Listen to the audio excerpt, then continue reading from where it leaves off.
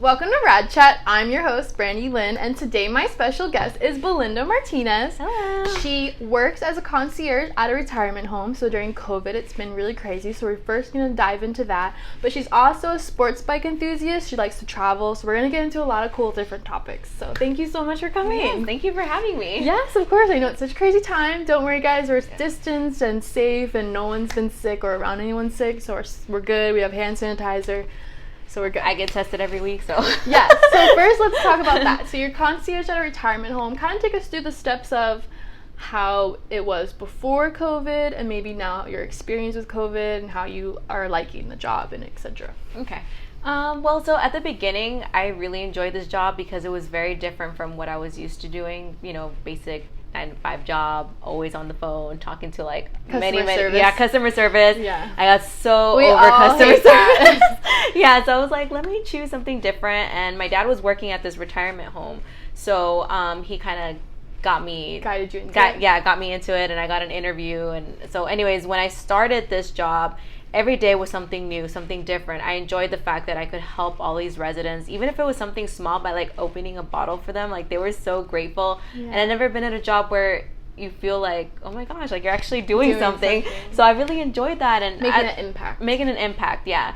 You know, because they're only here for so long that you want to make sure that their last couple years living at this retirement home are like the best. Pleasant, yeah.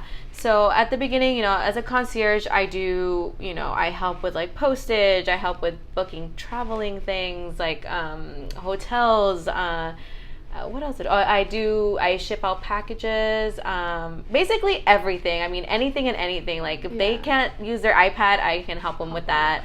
I get thrown into like marketing sometimes, or with the executive admin. I help them with all the jobs that they have, and I basically get to learn everything, which is kind of nice because that helps me enhance the skills that you know, either I have already or learn new things that it just keeps going. Yeah. And that's what you want to do in a job, especially if it's going to be like a career or something that you want to stay at for a while. So if I ever get thrown into like an upper or a higher position at my job, I would at least already have some sort of experience that can help me grow.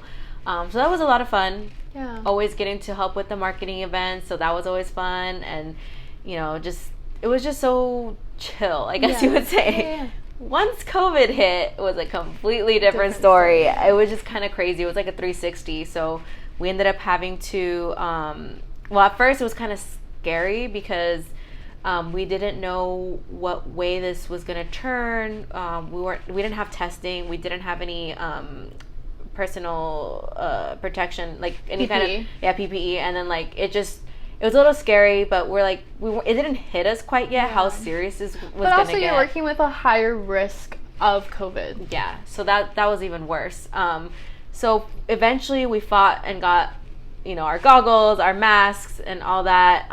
Unfortunately, we did have someone pass because of it, and so then it got even stricter.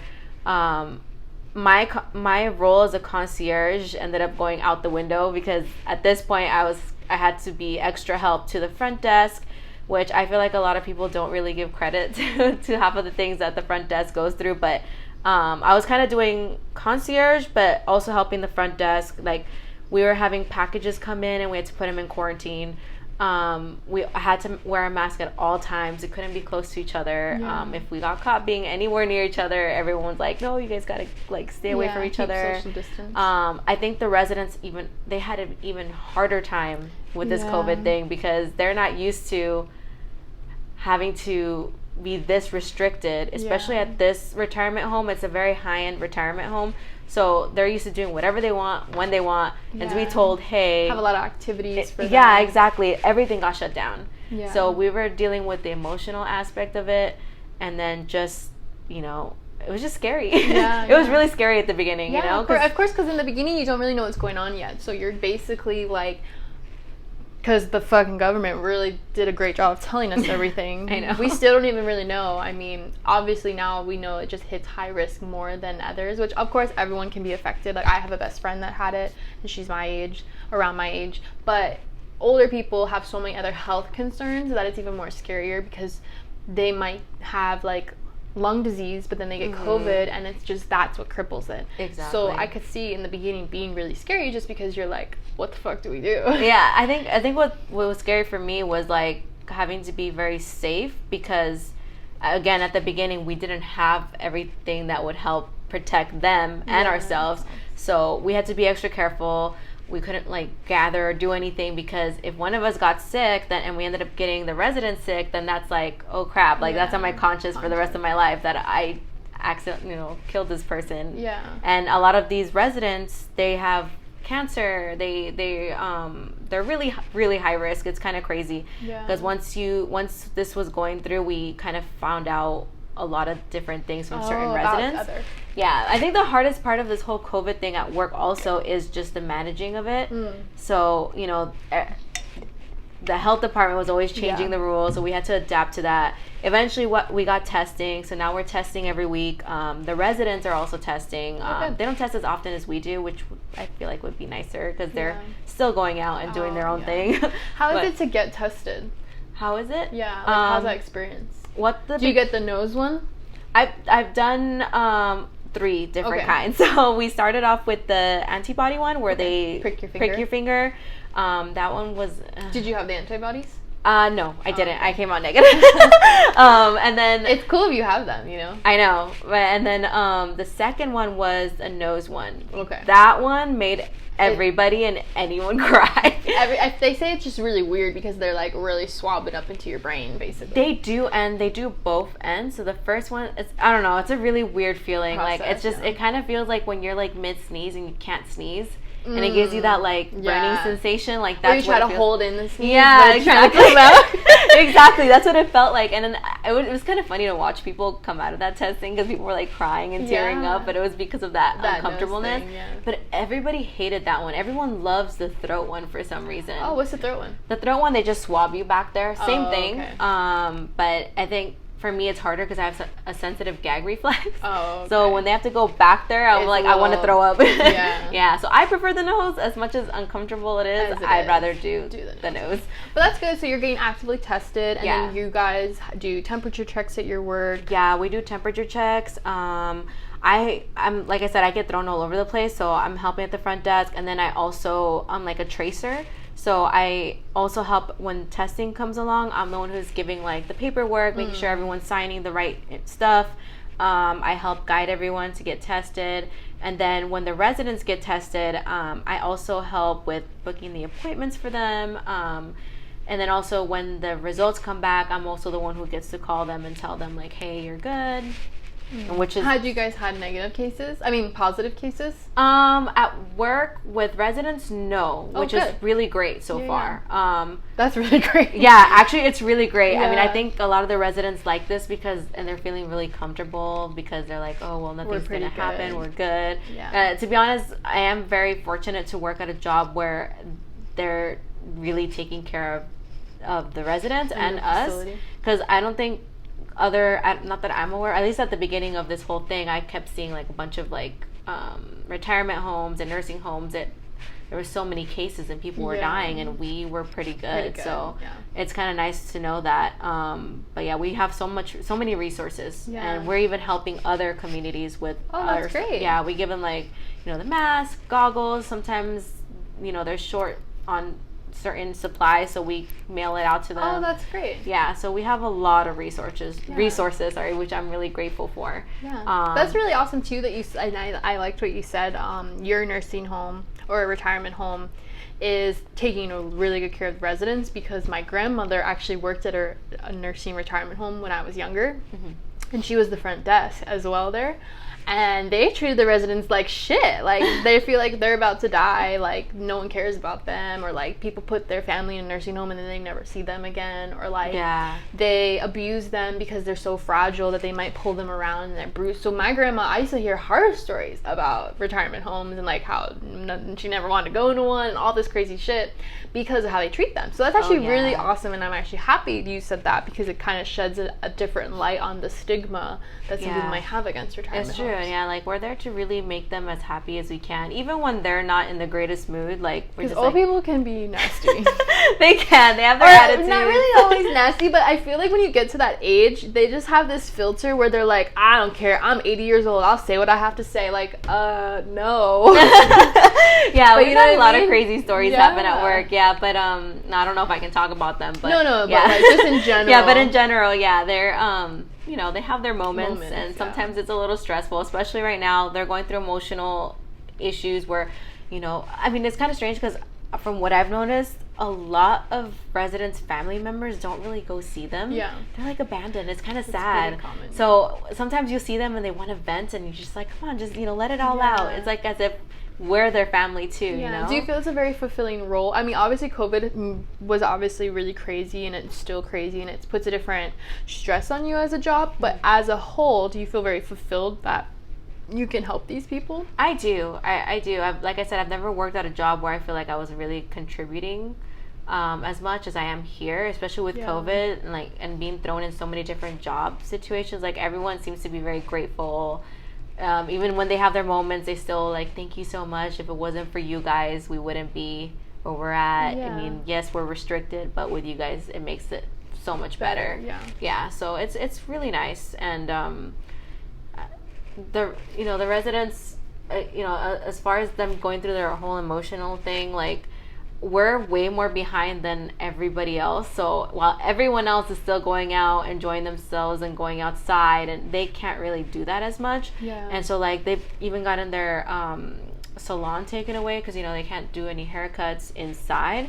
So we've worked so hard to get some haircuts to be done outside, which is kind of nice. They're so excited. Like that's awesome. And then we also open up visitation, which has also been kind of a struggle because we do have to take temperatures and sometimes people read over 100 because of the weather. And so we've had and you have to like sit them in, like I heard like if you just like run hot, they'll allow you to like sit down for like 20 minutes and then they'll recheck you.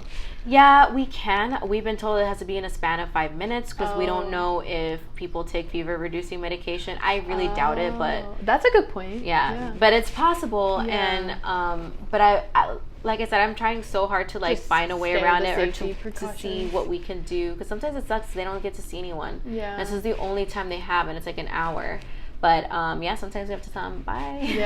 So that's been the stressful part, having to deal with that and having to be the bad guy sometimes and have to be reminding them to wear their mask, and it's been so crazy. And then before we didn't deliver packages, but now we do. So every time the groceries come in, like we don't want them to have contact, so we have to take it to their room. So it's a lot more work. It's a lot more work. So sometimes it does suck a little bit of the fun of what this job was meant to be at the beginning.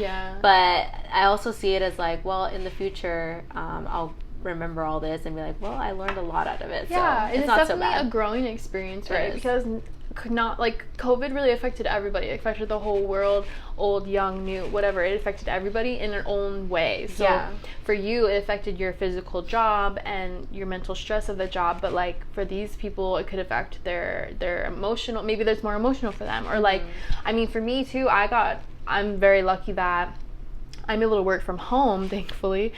But in a way, COVID affected my mental strain because for me, a lot of the things that I like to do or that help my mindset of like depression, I can't do anymore. So it's like you have to get stronger in that sense. So I'm sure when you look back, you're going to feel like you're so much stronger in another way you never felt before. Yeah, exactly. And that's exactly how I feel. And especially dealing with this whole COVID situation, I've watched nurses and like caregivers, and they're doing such an amazing job. And yes, thank you for your service. Shout out Anna. Shout out Jessica. And actually, that kind of inspired me to actually take that path. Like, I actually wanted to go into nursing, so I'm starting school next week for that. That's amazing. Yeah. I was going to say, like, yes, girl. So you're going to be journeying into that. How does it feel to go back to school and bring us through that journey now? It's going to be very nerve-wracking because, again, COVID has changed so many things for us. So everything's going to be online, which I have never done ever. I've always been so used to, like, the actual classroom environment. Which is funny because as a college student, I graduated a few years ago, but online classes were like a stigma. Like, you couldn't wait to have an online class, but also you teach yourself in an online class. But now when your whole schedule is online, it's just really weird, especially for me who like went to class, and I had some online, but I had some in class, to not have the ability to go back to school and like go to the hall or like go to the lecture hall. There's so many memories in a lecture hall that like it kind of sucks for like new students or like going back but you haven't been in a few, so it's you're new again. So it's gonna be so many learning experiences right now. Because like I just love being in the classroom. Like, and it sounds weird, but I mean, then again, it's also a good thing because I am working full time, so I'll be able to like kind of have more like leeway to actually being able to work and to go to school for now. So it's a bit of an advantage. So it actually works out for you right now because you can still be full-time and then take your night classes, but then because it's convenience of it in your house, you don't have to like leave work early and drive to school. You can just go home. So that is nice. Yeah, that is really nice. Yeah, and I kind of spaced it out for now to see how it's gonna work, but I don't know, it's really exciting. So yeah, that's super exciting. So you'll definitely have to keep us updated on that. So guys, wish her luck. She's going back to school. And that's actually really inspiring to see the healthcare professions, what they're doing, and to be inspired that you want to go into that field. That's like super noble a thing to do. Like, you know, not an average person maybe would feel like that. They feel like they would be scared, like, oh, I don't want to go in the hospital. It's like the worst time to go in the hospital. But here you are like, no, I'm ready. Like, I want to work. Put me out there. That's really incredible. That's super noble, and I respect a lot of that's a really respectable decision. I'm sure your family is excited about it. They're very excited. So that's awesome. I mean, my mother-in-law, she's a nurse as well, so she's really excited to watch me go through this journey as well. Super exciting. So it's kind of nice. I feel like I have support, and it's nice. And you're going into an actual real career job where not only does it satisfy you of helping people, but it's a good job to go in. Like, there always are going to need nurses in the world. So you're picking a really good path for yourself as a young individual in the world that we're in. Yeah, because I mean, I went to school for interior design, and as much as I love interior design, it just wasn't realistic. It didn't work the way that I wanted, but I did learn a lot. So I mean, when people say that she had a really bad experience, guys, at this really corrupt place, and we won't spill the tea completely, but if you see us in person, come ask, because I went to school for business and I took so much business law class to know the corruption of this place. So thankfully she got out of it. Yeah, it was a nightmare. It really mentally screwed me up. But it sucks that it sucks, and this is actually probably good for anyone watching or listening who maybe has a passion for something as you did for interior design, and you go into the field and some people you work with or the business you start in really corrupts that image. So it's good to know that like you can have a passion about something, but it's okay to refocus that passion. Exactly. So, you know, a lot of people are like, well, you went to school for this and you didn't do anything. It's like, no, I mean, I tried, I experimented, but it wasn't ultimately what I wanted to do, and it's okay to choose a different career path after that. There's nothing wrong with it. It's never too late to change it up. And it's super inspiring too, because now you found a career that is probably going to fulfill you even more than maybe interior design would have fulfilled you. I've always had a passion for helping others in general, so I think this is something that I'm going to enjoy more than what I would have with interior design. And it's not to say that I can't have that as a hobby, because I have helped other friends with like little small things that I've, you know, done their living room or their bedroom. So always be something for fun. So you can book her on the side, guys, is what she's trying to say. And it's a lot of fun. I get joy out of that too, but it's realistically, it's not a job where I'm going to really be stable. Unless you're really, really out there, which is kind of hard. And two, like, thriving could come in different forms. You could be thriving in your career or money, or you can be thriving in your happiness. And I think you realize that you rather thrive in your happiness in the job. Exactly. So it's incredible that you've come all this way, and that's now your next stage in life. I know, it's really kind of crazy.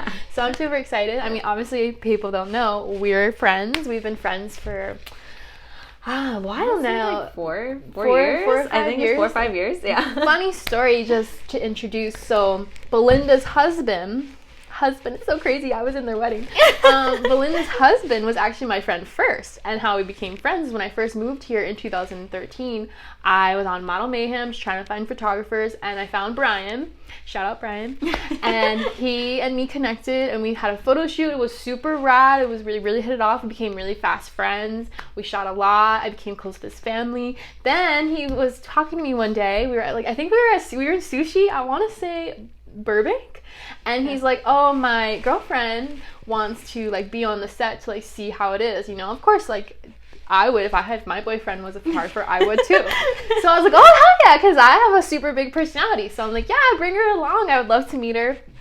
And so he brings her, and we both had this photo shoot. Like, the first day we meet, we shoot together, yeah. and literally became, like, best friends. Like, instant friends. Both Scorpios, both modeling, both just, like, had a good vibe or a good soul to ourselves. So we just hit it off. Yeah. And then I became best friends with her. So now I was best friends with Brian, and best friends with her. I was in their wedding. Thank you, guys. And here we are. Yeah. So it's super crazy journey. Yeah. And so it's so crazy. Roller coaster And ride to where we're at. yeah, exactly. So I just have a little shout out of our little history. But yeah, we first met on a photo shoot thanks to Brian, who it's crazy to be, and it's when they got married, guys, just a sidetrack of love. When you know one person in the wedding, it's amazing, right? Because you just feel the love. But when you know both of them and they're both coming together and you love both of them and you're like, oh my God. It was really incredible. It was a magical moment. Little shout out there because I do love you guys both. Yeah. Anyway, so going back, so it's so noble that you've decided to do this. I'm super excited being your friend, but also just in general, like, that's such a noble thing. Like, even if I wasn't friends with you, I would still be like, hell yeah, girl, like, that's a boss-ass decision. So, I mean, being your friend, it's more of I have so much more love for it and respect for you. But that's super awesome. So let's kind of go now into how you became into the motorbikes and sports bikes, because another side story, I'm a Harley girl. We all know this. I came from a motorcycle family, biker family. I will one day have my own Harley. I'm a Harley girl, guys. Sorry. She's into the street bikes. She's into the street bikes, and growing up, we called them crotch rockets back in New Jersey. But I won't judge. They're super cool. But anyways, so it's funny because going back, I want to do the little intro because you and Brian had taught me how to ride a bike for the first time. Oh yeah, that's true. Yeah. So Brian can ride. He has a street bike and his dad has a Harley. Mm-hmm. And he was teaching Belinda how to ride a Grom so she could get her own street bike. And I was like, and they reached out to me if I wanted to come like hang out while they were learning. And I was like, hell yeah. So then I got to learn how to ride on the Grom, which I suggest is a really good way to learn. So now when I go to get a Harley one day, I'll feel like I had a good base. But obviously I feel like I'm gonna need to like practice more. But yeah, it all depends on the person. Yeah. But that was kind of the first introduction you had. So then that was what, like a few years ago you first got your street bike? Yeah. So take us through your street bike journey. So it's something I've always had on my bucket list. I was always afraid to do because I have major anxiety. Like, it takes a lot out of me just to do certain things. So if anybody asked me like if I would do something or be a rider at this point in life, people would be like, yeah, right. Yeah. But I pushed myself because when I met my husband, he's been riding for like 7 years now. So the first time I ever got on a bike, it was like scary, but it was the craziest rush, and I like fell in love with it. Like, it was just the craziest feeling. So a few years later, my husband had told me about these classes that they have, their M1 classes. And luckily down the street from where I live, they had these classes. So I was like, cool. I signed up for one. It was a 3-day thing, and it was pouring rain. Let me tell you, I was like, yes, I'm going to have so much fun. Because people don't know, pouring. When you're on the bike in rain, it's like pellets hit you. So just in case you don't know. And it was scary because you're just learning on it, and the floor's wet. So you're like, oh my gosh, I'm going to fall. Yeah. And it was nerve-wracking, but it was the best experience, honestly. And I passed the class, and I ended up getting my M1 license.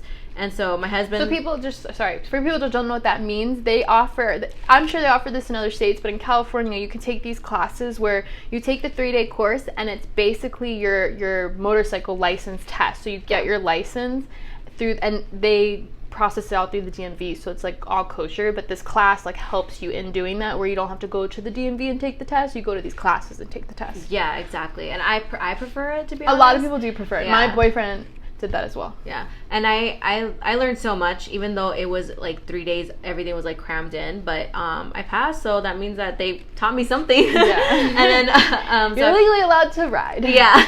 So that was super exciting. I passed it in my first try. And then my husband surprised me with a Grom. I honestly, like, at first I hated the Grom. I was terrified of it. Yeah. I don't know if it's because it was so little and everything else around me was like super big, and like I was just. What is Brian's bike? It's a Gixxer 600. So his bike is a lot bigger. It's very beastie. So being on a little tiny Grom versus that is just like a whole different story. Yeah. So I had a hard time, but it did really help me learn how to shift and just doing basic things on it. Eventually, I ended up moving up to an R3. And that was actually my favorite bike too. Yeah. It was a blue R3 and I just loved it. And when I first got on it, I was like, oh my god, this is it. This is legit. Like, I'm actually on a bike. Incredible. Not that a Grom isn't, but it's not the same. It's a starter bike. It's a starter bike, yeah. And so then I remember being in the parking lot of my husband's job, and he's like, I guess he was kind of nervous. I guess he didn't expect me to be so like on it, because I wasn't so excited with the Grom. I would hardly want to be on it. But yeah, once I got on that R3, I like cruised down, went down a little canyon, and I had so much fun. And I learned so much on that bike, so much. My first time going on the freeway.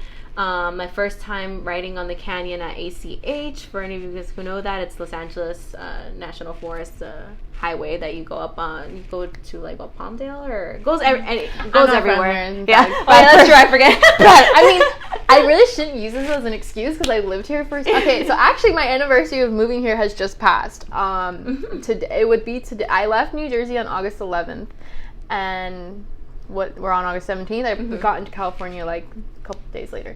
But yeah, so I really should know these things, but I'm really not from That means that I gotta take you up there then on the back of my bike. Too funny, yeah. Yeah, so I went canyon riding. It was a bit scary, but you know, the reason why I fell so in love with riding is because I feel like, ironically, it's helped me with my anxiety. That's great. A lot of people do say that. Because it is a very dangerous thing to do. Like, a lot of people are like, oh my god, I can't believe you're riding. Like, what if somebody hits you? Yeah. I mean, yeah, that's the risk that you're taking, but it is a lot of fun. It's an adrenaline rush that it's just unexplainable. And most of the time, it's not that you'll get in an accident, it's other people. It's other people, yeah. Because I can't count how many times I've almost gotten hit by someone. It's just... And also, riding has also made me a better driver, because it makes you more aware of things. Because when you're riding, you have to be like, oh my gosh, like super aware, like of a car being next to you. Like, you're always thinking like, where's my exit route? Like, where am I gonna go if this car goes into me? Or just, there's just so much that goes into it. And at first I had a hard time trying to navigate through that, because I was so used to just driving and it's just like chilling, like I don't have to really worry about much. But when it comes to riding, you have to be really cool perspective. Yeah, you have to be really, really focused, something that I've always had a hard time doing. So but I learned a lot with that. I eventually grew out of the R3.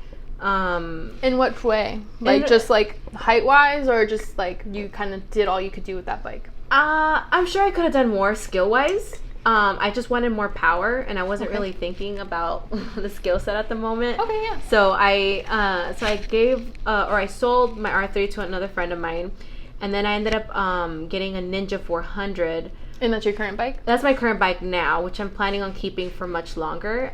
Just because now with riding a little more often than I used to, because I used to ride like every once in a while. It wasn't an everyday thing. Sometimes I would ride to work, but now like I actually have met a lot of people in the moto industry who have been big inspirations for my riding. And that's great. Yeah, which is really nice, because it's really hard, I feel like, to find people in the moto industry that are kind of nice and genuine. So I have found a couple friends that have helped me like improve my riding, or very patient with me.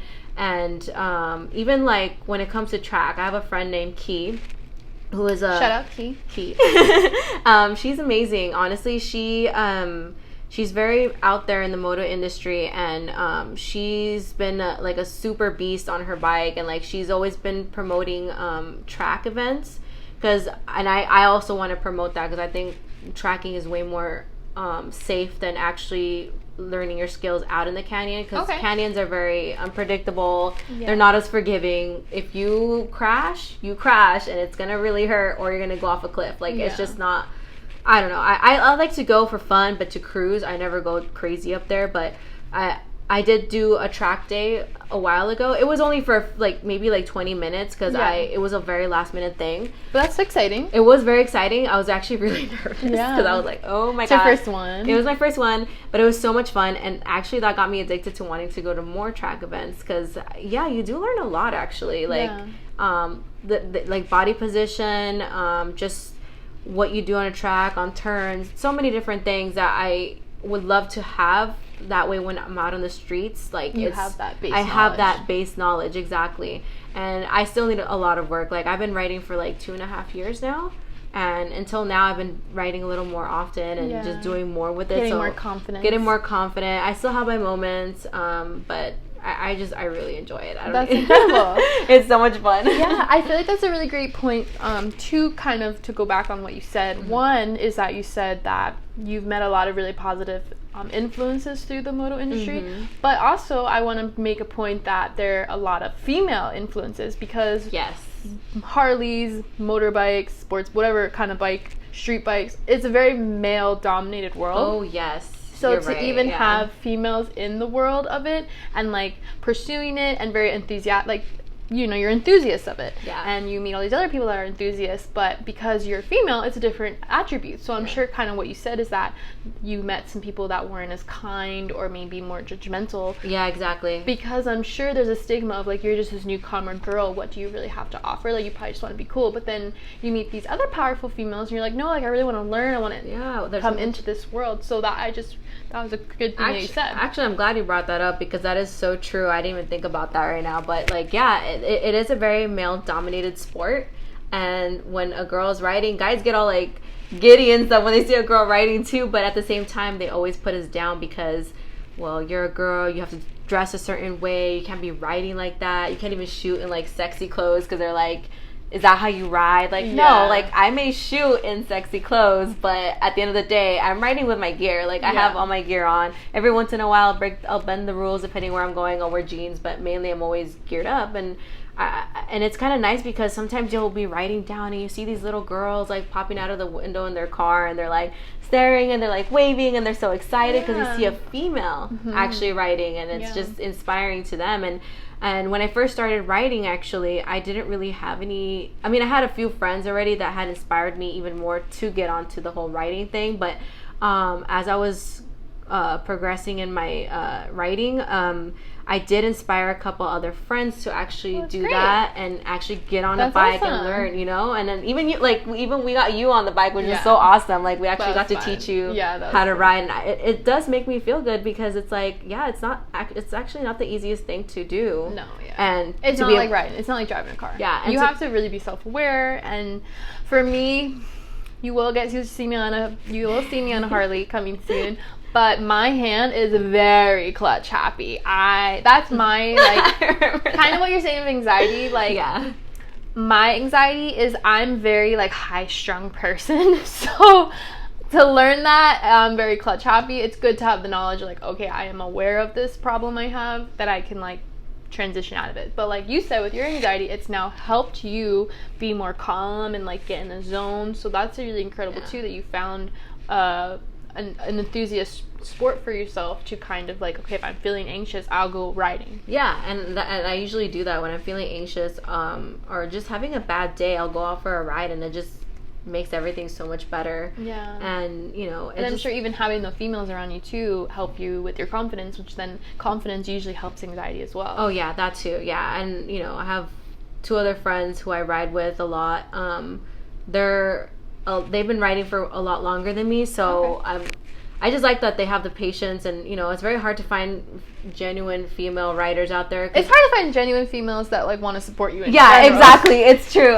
We need more positive females. And I'm all about women empowerment and just being a very positive person, so it does suck when people don't really try to be positive with you. So even if it's 1 or 2 friends, I'm like, it's enough to me. Like, oh my gosh, it's great. And we all support each other, and we hope that we inspire other women to actually get out there and do things that they didn't think they would normally do. And it's like, everything's possible if you just set your mind to it. So. And it's so incredible too, because 1, it's a fun activity. And 2, it helps your mental state. And 3, it's like a cool girl gang, like a squad, like, you know, you have that community of people. And also to the men in the community too that are also, well, like, we're not hating on men, there's a lot of positive men in the community too. I mean, your husband and your friend AJ and a bunch of other friends. And I have also my friend Ken, who like I actually met up with him a while back, and I was like, should I ride or should I take my car all the way to Long Beach? We're gonna meet up for like lunch or for dinner. And I was like, you know what? Screw it. I'm just going to do it. And I went riding from Arcadia all the way to freaking, like, Long Beach. How was that? That was kind of scary. I'm not going to lie. Yeah. Because, I mean, I've been riding for a while, and I have gone by myself to certain areas, but that's the first time I've actually rode that far. It was a really far ride for me, and I was just happy when I made it in one piece. But once we finished talking and eating and all that, he actually sent me a text saying, like, I'm so proud of you. Like, I can't believe you actually did that. Like, I wasn't expecting you to come all the way on your bike by yourself. And I was like, yes. And then I'm sure even, too, when you got there and you had that sense of, like, okay, I'm alive, I'm well. But I'm sure you also had a sense of pride, too. Like, holy shit, I just rode all the way here. Yeah. That's so it's kind of incredible. nice because I'm so used to, my husband is always there for me. He's always protective, and he always wants to make sure I'm okay. And, being able to do something that's just my thing, like, it's just so empowering. I don't even know how to explain it. Like, it's just so good to feel like you have that strength in you. Yeah, exactly. Like, I don't need other people. I can actually do this by myself. Yeah, that's incredible. That's really great. And it's great to have that moment of realization, like, okay, like, I know I have the support of my family, but shit, I can get on the bike too and ride, and this is incredible. Yeah. So that's really great. Yeah, and then eventually I want to do more like traveling on the bike as well. Like a while, like maybe a few weeks ago, I went on a trip to Ojai. Okay. Is that how you say it? Ojai? And then it's kind of far too. Yeah, it's the furthest I've ever like. This one I didn't do by myself. I actually went with my father-in-law, my friend Angie, and my husband. And we all rode all the way over there. Oh, okay. And it's funny, I'm kind of glad they didn't tell me this because I would have been so anxious. Did Henry take his Harley? Yeah, he took his Harley, yeah. They didn't tell me that we were going to go through some little canyons. Oh, okay. And when we actually got there, it was so scary. I was like, oh my God, I'm not ready for this. But I was like, there's no way out of it. Like, it's all canyons, so I just had to zip through it. Yeah. And then it was a really nice ride. It was long, but I was like, cool. Like, I would want to do this more often, go to different cities, and it was nice. And then coming back, I'm like, okay, I know the canyon we just went through, and I was a little more confident going up. Yeah. And it was kind of nice. And I was like, what to expect now. Yeah, and not just that, but it's like, certain things are gonna pop up that you're not gonna know, and you just gotta go with it. Yeah, that's true. Yeah. Do you have plans to travel now more for further distances? Yeah, I want to do further distances. Is there any places you have in mind you want to go, or just like on your bucket list? Honestly, I would love to ride back to Big Sur. Okay. I went to Big Sur not that long ago. It was a totally last minute trip. But they have some really nice canyons or mountain areas that you go through, and I was like, oh my God, I would love to go on the bike for that. That'd be dope. So I would want to do, baby steps, go like slowly climb up. I mean, to do those kind of things, you need to have the right gear. You need to have like your storage area that you can put on your bike. So there's so much that goes into it, but I'm like slowly learning. So hopefully eventually I can do something like that. Yeah, that'd be great. Yeah. And then I also know that you are represented by Torque Laws. Yeah. Do you want to talk about how you got that and what that means, what Torque Laws is? So Torque Law is like a law firm that kind of represents the people. Like if you get into an accident, they have your back basically. They'll help you with anything that you need. Is it specifically bikes? It's both bike and cars. Okay. And so the way I got it was I used to go to these bike nights, and I met a lot of people, and then one of the guys from Torque Law actually reached out to me and was like, would you like to be a part of this? Like, I know you ride, and it would be nice to be part of this little community that we have going on that we want to grow. Yeah. So we started off with that. So it's like a sponsorship, nice. Which is kind of nice. There's a couple of my friends are in there as well, and they've been awesome. Like, honestly, like they've been when COVID started, they donated like 500 or 1,000 masks, I believe it was, at my job. So they've been like really like helping the community. It's kind of crazy. I've never seen anyone do that before, so it's kind of. And that's probably awesome to be a part of. Oh yeah, I really enjoy it. Obviously we get perks and stuff like that, but it's nice. I've never been sponsored by anyone, and I think it's kind of cool. Yeah, that's definitely cool. Like, you should be proud of that. Not everyone is sponsored by someone, and then it's a good cause. If something happens, like, okay, I can contact them. Yeah. If God forbid I ever get in an accident. Yeah, and they'll help me. Yeah, and it's nice to know you have that. And going into writing, I never really had too much info on like insurance wise, or if something were to happen, like what would I do. And so I've learned a lot with them, so it's really nice to be sponsored by them, and they're really good. You should check them out. They're they're really helping the communities. They're sending out food, they're doing masks, and then they're also helping a lot with the motorcycle industry. They're trying to get people on track and for track days and all that, and so it's really nice. Yeah, that's dope. And then I know, so you've traveled to a lot of different places in the world, and I know that, you know, your sports bike community has become really big for you too. So you do also model for fun. Are you trying to transition to just model with the street bike industry, or are you just doing it for fun in general, just as a confidence thing? I'm just doing it for fun. I've never, I wouldn't want to do it professionally. I don't have the time, you know, obviously have a different career path, so that's not my thing, but I've always loved shooting. It's fun, and it is, like, for confidence as well, because I feel like you should be able to be so confident in your own skin and, you know, the way you are. And I just think, like, for me, like I said, it's all about positivity. Like, I want to inspire other girls to be like, hell yeah, she can do it, I can do it too. And like, so that's more of that, what that is for. Okay. So, that's great too. Yeah. That's really fun to know that you have a little, you know, passion for a couple different things, and you just, like, you know, you're open to do a lot of stuff. Yeah, so it wouldn't definitely just be bike related. I do like to shoot in other different, like, scenarios. I mean, I've done, like, street shoots. I've done, like, I think I did a couple lingerie. We did one to promote like our friend's clothing brand that we did that one time at in Griffith Park. At Griffith Park, yeah, that was pretty cool. Yeah, we did a latex one. Oh yeah, we did the latex one. So you can throw me to anything, and I just want to go with it. Yeah, nice. And just have fun. And that's what the fun of it is, right? The beauty of just, like, being able to do something that you like to do, but then you're having a good time doing it. Yeah, and then you get to dress up and be who you want to be. So, like, I think that's dope. Like, you could bring the inner whatever in you and just like be that. You know, you could be a badass bitch. You could be this magical princess. You could be sexy in lingerie. Be the princess. So and that's how we actually, like, came to bond too, because friends, you know because we met at a shoot. Yeah, exactly. So that's always been awesome. Yeah. So that's why I want to bring that up too, because I know it's, like, another little fun thing you do. Yeah, and I'm all over the place. I have so many things that I do. Yeah, and then for traveling, so if you want to talk about your favorite places you've been, and then any places coming, obviously you can't travel right now, but places you do want to go. I think my favorite place that I've traveled to so far is Japan. Okay. I love Japan. Like, I think that everyone needs to have, like, an experience out there, because it's just the way they're so efficient, and it's nothing compared to what it's like out here. Like, if I would move, like, ever, I'm always going to be a Cali girl, but but if I could move somewhere, I would want to move to Japan. Yeah. It's so beautiful out there. Like, you could be in the city 1 minute and then get lost in a, like, some sort of foresty area. Like, it's kind of crazy. It blew my mind. And surprisingly, when we first got to Japan, I thought we would get lost because, like, we don't know the language.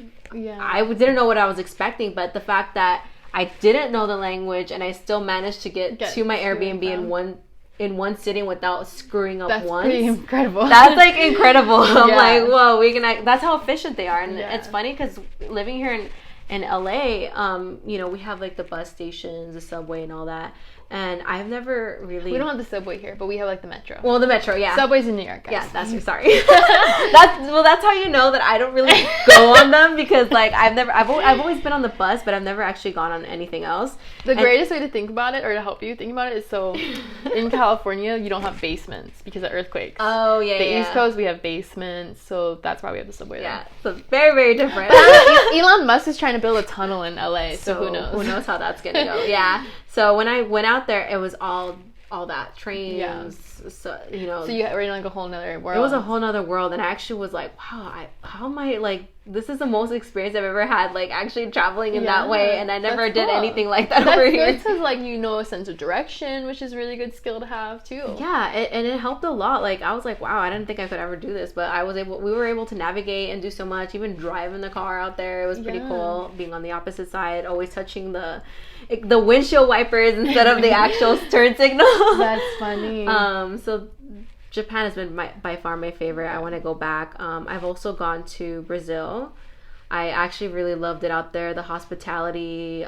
It's just the reason why I love traveling so much is because you get to experience different cultures, and I think that's super great to do, because you know, we're so used to empowering. It is empowering because, like, you get to know how other people work, what they do.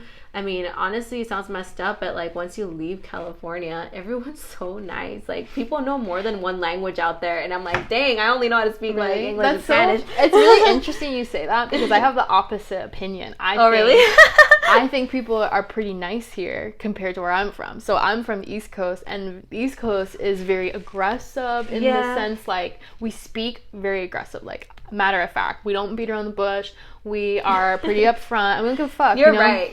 I have been to the East Coast at least. Here, like it's very mellow. But anywhere you go, people are assholes. So like, there's assholes on the East Coast. There's assholes here. There's really nice people on the East Coast. There's nice people here.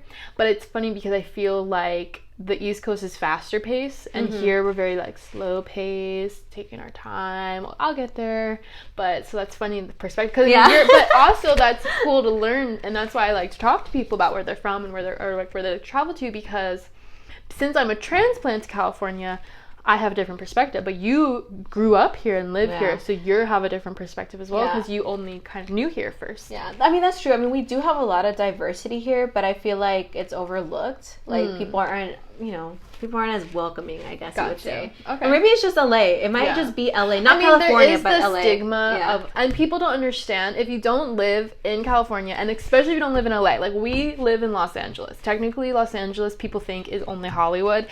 It's not. It's not. Los Angeles is like so many fucking counties. I can't even tell you. It's huge. Yeah. So, yeah, like there's a stigma around like the LA stereotype and like the Hollywood stereotype. So I could see that's a different perspective. Because that I understand. Because that I'm like, people are fake and like, who are these people? They're like just... There is some people that just try to get over on you, like, oh, I'm out here to like become someone or live that dream, so I'm gonna use you to get to my next platform. So that's true. That's a big thing out here. Yeah. So that's why like going out to another country, it's like, oh, you get away from all this craziness, and then you get to like just experience someone else's culture, and I think it's amazing. Like when I went to Brazil, my father-in-law is Brazilian, and he did grow up there for some time. And I think we went to Rio, and we went to I kind of forgot the name of this other city, but it kind of reminded me of Solvang. But you know, a lot of people out there spoke Portuguese, a little bit of Spanish, but they also, it was surprising, some people were so willing to want to speak to you in English because they wanted to better their English. And I remember trying to order I think it was like a cheeseburger at McDonald's, and I was trying to do it in Spanish because I obviously don't know Portuguese, and or at least at the time, and this couple came up to me, saw that we were struggling to order a cheeseburger, and they spoke to us in English, and I was like kind of embarrassed because like, wow, these people, like, you know, people out here are so willing to want to learn a different language and help you. And like over here in LA, no one really cares about that. So it's like, so that kind of inspired me to actually go to school for fun at the time and learn some Portuguese. So I was able to learn a bit of Portuguese, which I wish I had kept practicing a little more, but I was like, if I go back, I'm like, I want to know. I'll be able to at least carry a bit of a conversation, or at least order something and not have to get help. And that's incredible that you took that upon you as well, like to learn another language. And I think that's really important too, because I love learning about different cultures and different people, because everybody has something to offer. There's always something they can teach you or inspire you with, and it's just, if it's learning their language because they were so enticed to learn your language, it's incredible. Exactly. And I don't know, I'm so passionate about that, just getting to know other people. And I also went to Italy, and Italy was woo, I'm Italian, guys.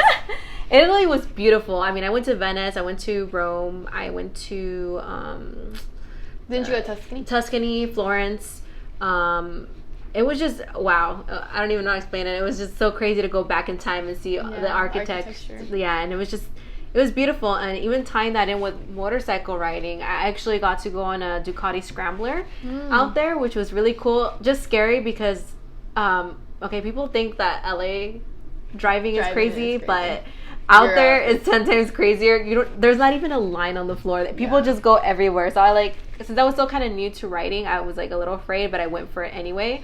And it was such a rush. It was so nice to ride out there. It's just that's different. It's nothing compared to here, you know. And it was awesome. I Yeah, loved it. that's so incredible too, to kind of like full circle your journey into traveling and what your passion is of street bikes. And I want to do that actually. The next place that I go, I would love to rent a bike and actually ride out there. That'd be great. So I'm gonna like incorporate those two together every time I travel. Yeah, that would be dope. Yeah. And is there any places that are like next on your list?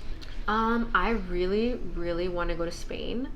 My husband's cousin actually lives out there. Oh, nice. And I've been watching their like their videos and places that they go to. I forget the name of the city where they live in, but the fact that they're able to just go from like all these different surrounding cities and see so many beautiful things, like I want to go so bad. Yeah. I want to go to Spain.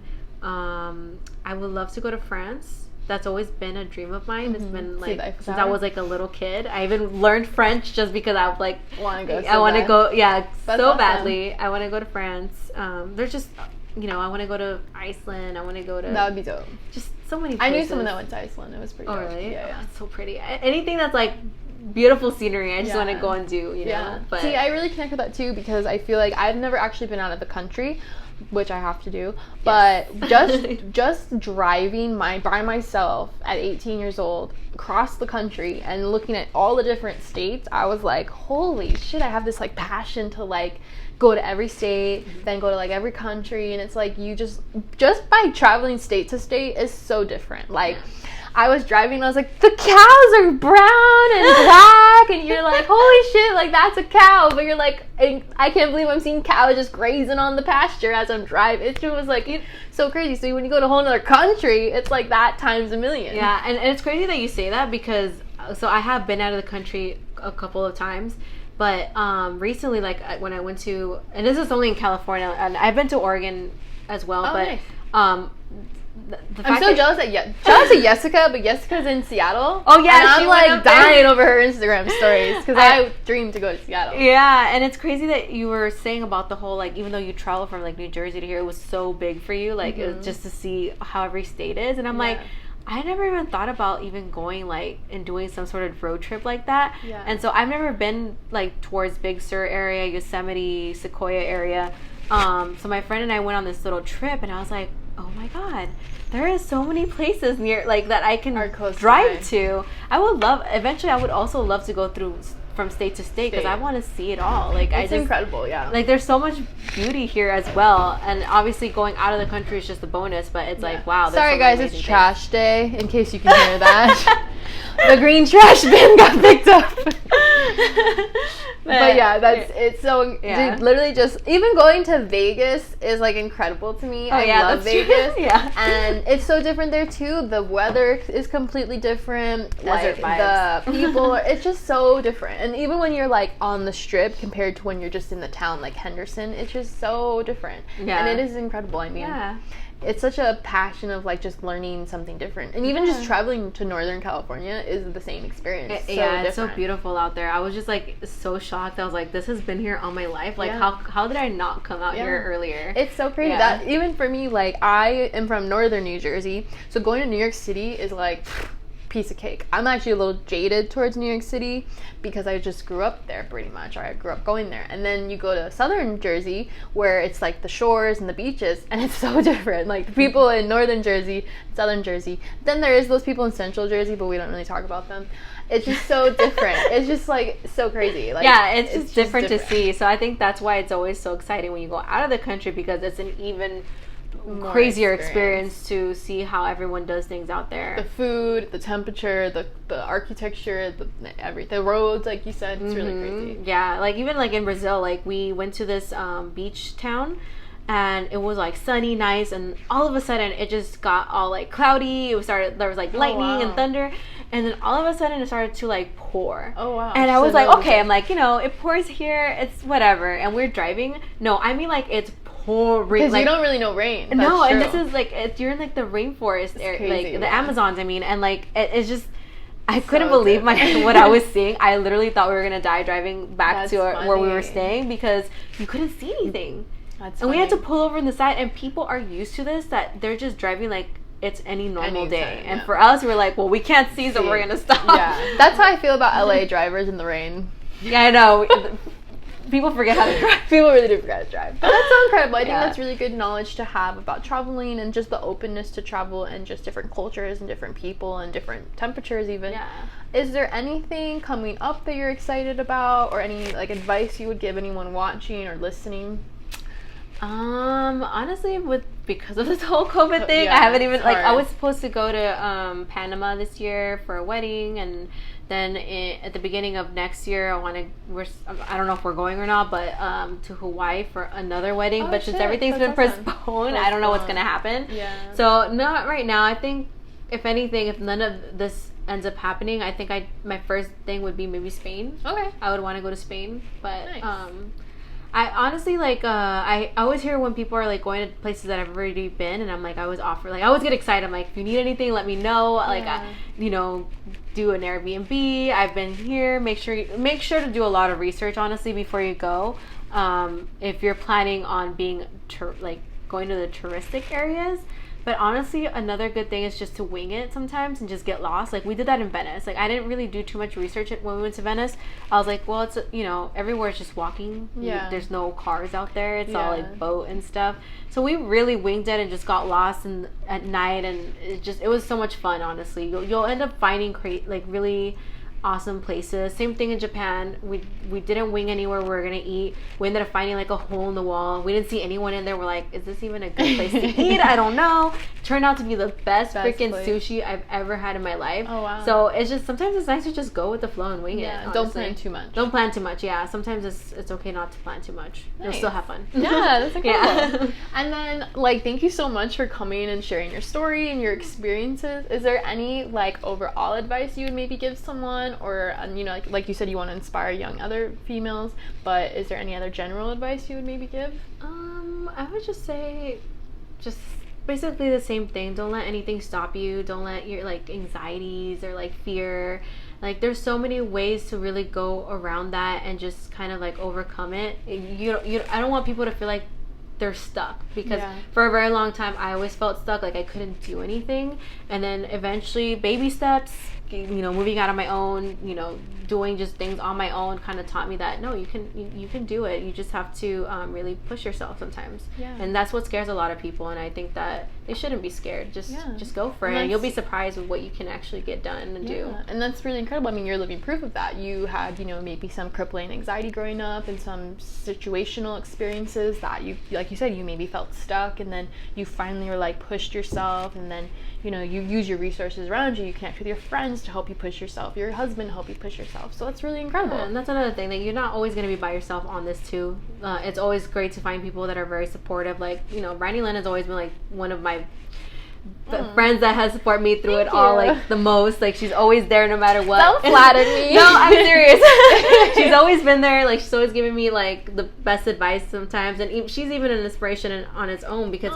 you've done so much on your own. You are living proof too, because you moved from New Jersey all the way out here. Most people don't have the courage to do that, especially at your age.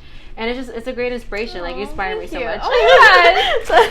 I might cry. Oh, that was really sweet, miss. Thank you. I mean, that was really nice. I mean, I'm not one to toot my own horn, but when someone does say that to you, it's really sweet. And obviously, I'm always here to support you. Yeah. And I think that's great when you do find friends, because for me, it was hard when I first moved out here to find good girlfriends. So when I found a good girlfriend, I'm lucky to hold on to her. Yeah. So I'm also very appreciative of you, and always being honest and supporting me and whatever I'm doing, and just being there to listen to me vent, because we all know I can freaking talk, guys.